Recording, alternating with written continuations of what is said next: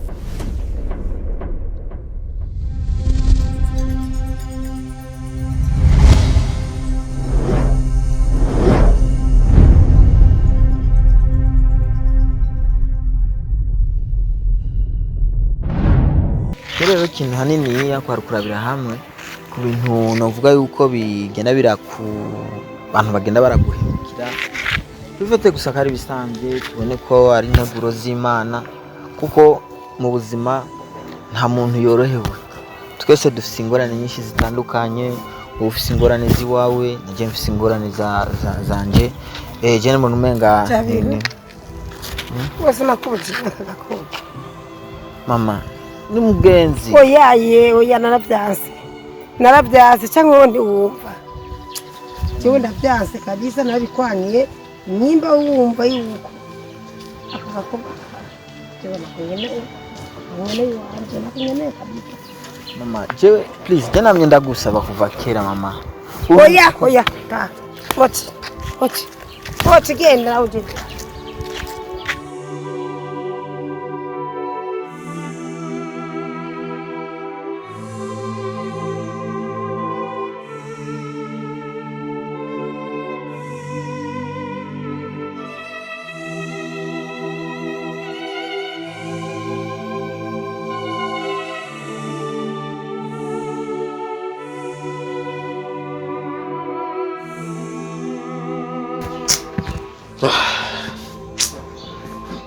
mama vraiment ku bintu wakoze uno munsi jewe iho wakoze uno munsi je nikigeze kinyohera gato je kugwego ngezeko no ku mashure nize je ibintu byo gukubitwa ndabirengeye gukubitwa ndabirengeye ubirengeye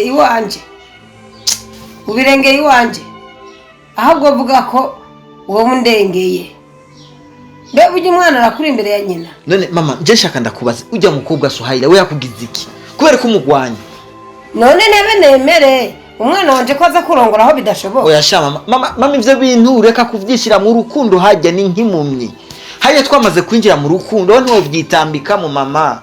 Nuko rukundo rugukundisha uze gupfa.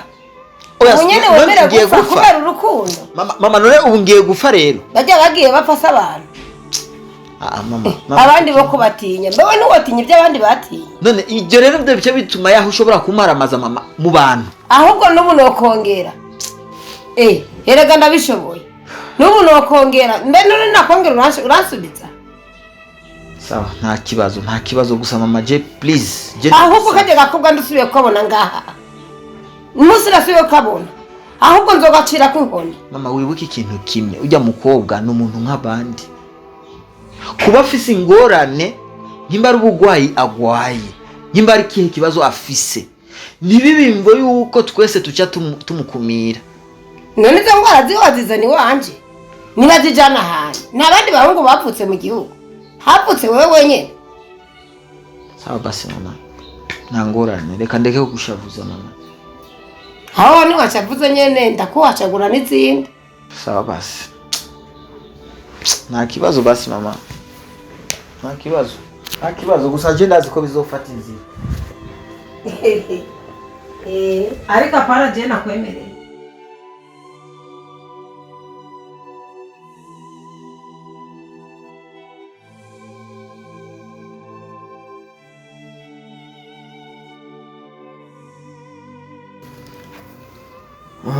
Mama SUHAILA. Karibu. Nakurondereye hanze kumbe wicaye ngaha. Nariko ndasoma. Ariko urasoma Qur'an? Niko ndibutsa amajambo y'Imana. Okay, ni byiza cyane. Karibu. Mbeko wicaye ntabona umukobwa wanjye SUHAILA ari he? Agiye hanze. Hanze twari turi kumwe. Mwari kumurayaga. Nibaze ko mwayazi bizima. Mubizi nusanzwe ubizi. Okay, reka rero nicare. Karibu. Mvuye ku rugendo narushe. Wewe n'urugendo. Narushe ariko uko bimeze. Mpore. Okay, urakoze.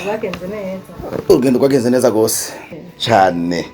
Abandi wasanze bivyura. Abandi nasanze bivyura. Byo barugiye gukora navyo. Byagenze neza. Manishimye. Gusa urazi yuko je nkunda kuzanga kwinjira ngaha muri sari wanyu nkasanga ukeneye n'umukobwa wanjye SUHAILA uno musi bimeze gute. We waruzi yuko ninjira muno mwanya bateza kumutuma gute y'umutuma kandi uzi yuko ari umukobwa wanje nkunda cyane kandi nawe urabizi.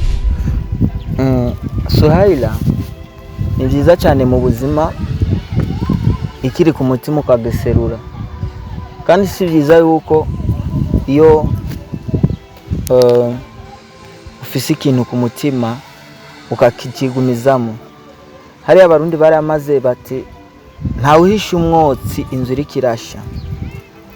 SUHAILA ndazi neza yuko mbure usanga waramaze guta ikizere yuko abahungu bose twaba tumeze kumwe cyanke ushobora kwimvira yuko ibyashikiye abahungu muba mumaze guhura nabo yuko naje wari byo byonshikira. Ariko SUHAILA bimwe bivuye ku mutima ndagukunda by'ukuri. I love you so much. Sinumva kungana ndi bubivuge kugira ngo ushobore gutahura. SUHAILA je ndagukunda kandi ndagukunda ntaravye kahise kawe, ndagukunda ntaravye uriwe, ndagukunda kubera ku mutima wanje wambwiye ati SUHAILA n'umukobwa mwiza kuri jewe. SUHAILA please ndagusavye nizere yuko utari bumpinyishu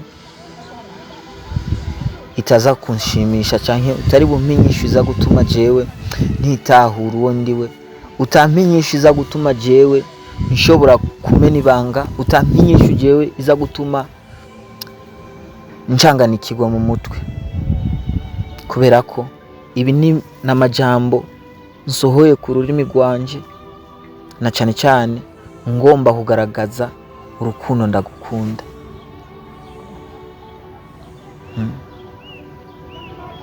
SUHAILA nizere yuko ugiye kunyakira mutima wawe. Mama SUHAILA nshingira ngaha mu nzi wanje nashitse ndakubaza umukobwa wanje ahandi umbarira yuko mariko murayaga ndakubaza ati ntayazi bizima, ese ibyo bizima urabizi? Ndashaka kumenya umukobwa wacu arakuze none ko abo bangana n'abamuruta n'abaruta beshi barubaka izabo, none ngaha aya mezi ashika 3 nari maze hanze ntabaraza baraza kuko wowe n'umukobwa wawe mumenya amabanga menshi je mukayamisha ntabaza kumusaba ntabaza ko nta bahungu bakunda bigira bamukunda babaho ko tuzi yuko twebwe umuryango wacu kize bamuhora ubukire bwacu bimeze gute cyangwa badashaka kurongogwa. Urabona papa SUHAILA umukobwa wawe twari turi kumwe ngaha twari ko turayaga kandi rero cyo bundi twarayaze uyu umukobwa wacu arafise ikibazo arafise ukungene hari abasore baje kumurondera ntumenya niyo vyaciye ntumenya n'inzira vyajanye kenshi arabanka abandi bakaza rimwe ntibagaruke sindamenya ikibazo kiri ngaha nawe namye ndamubaza yambwiye ko ataca biziko ariko je cyo mbona icyo namuhanuye ko tuguma ku masengesho tukabisengera tukaraba ko hari ikimana cyo dukorera. Jabir nanyeka Jabir ukubise washaka kurira no gutari kumbwira wewe umunsi w'izina jewe nyene nawe kubwiriye Jabir nanje nagukunda bivuye ku mutima. SUHAILA byiza cyane rwose ndishimye cyane ku nyishu nziza umpaye uyu munsi sinumva icyo no utazira ko no musuri hejuru ubu n'umunsi w'amateka kuri jewe ndizeye neza ko ari umunezero udasanzwe na cyane cyane ku muryango wanje ku bavukanyi ku bagenzi kubera ko iki ni kimwe mu bintu byari bindaje ishinga jewe. SUHAILA asante sana nakushukuru sana kunipa hiyo nafasi kwako. I love you so much. Usijali. I love you too. I love you.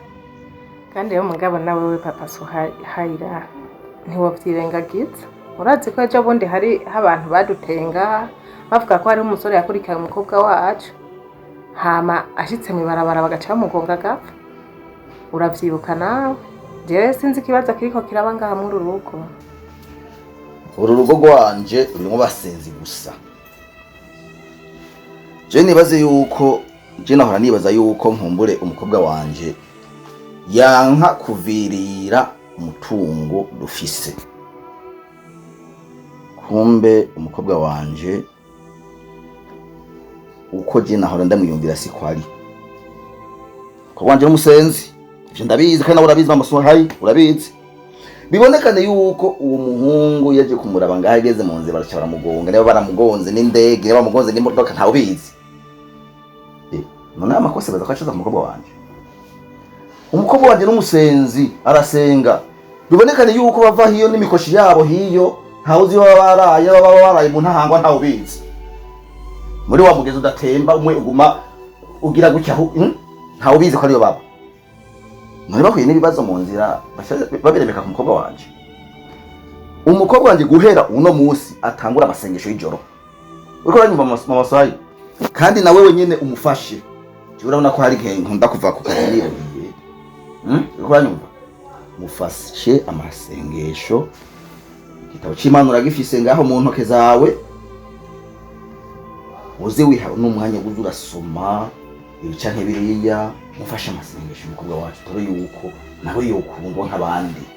Mugo nibazoze baraza bafise imikoshi yabo bakwera mu ntahangwa ngo baje gukunda n'umukobwa wanje. Ni naco bituma ko umuntu atabazi yo baraye baje bava bahora mu nzira n'indege zigasha zibagonga ahubwo ubu haziye ko zibakorokerako apara kwagonga gusa. Reka papa SUHAILA ikintu gituma naho ubona ngo mafise iki gitabo c'Imana hari ibigabane bambwiye ndabisomye nimba abafise ikibazo bishobora kumufasha izi ngorane nimba zoba ziri ngaha ku mukobwa wacu zikahava. Aha burya nivyo mba ndiko ndasoma ngaha muri iki gitabo kandi n'ukuri nanje ico kintu narakimuhanuye ko twoza turaba hafi y'Imana duhamagara Imana ikora igikorwa cyayo. Chunda gusezeranje nanje ngiye kubafasha ngiye kuva hasi dusengera umukobwa wacu. Naho bazonsaba indege ivyo byose bazonsaba kugira umukobwa wacu ashobore kurongogwa nzobikora kuko amafaranga arahari. Nukuri turakwiye kumushigikira tumushigikire turabe ko nawe yoba nk'abandi. Ujya bamwita mukorumbone wicara ubizi kandi nawe urabizi. Ndabizi. Oho.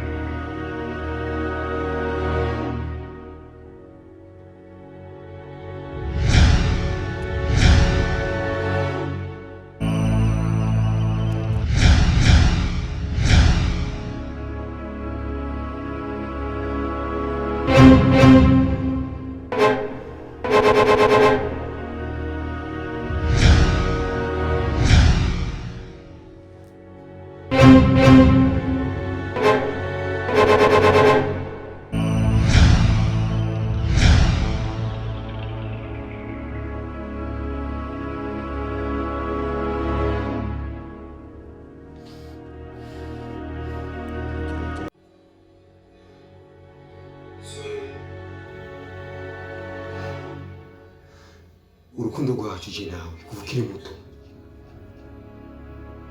udushobora kuvugana n'umuntu umurera kubujije jewe Dr. Simon je kukwereka yuko aha munsi y'izuba nakiramira jewe Suhaila, no, you can't do that. You are mine and you still are.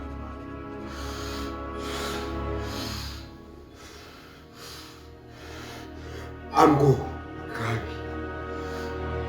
Kikuyu.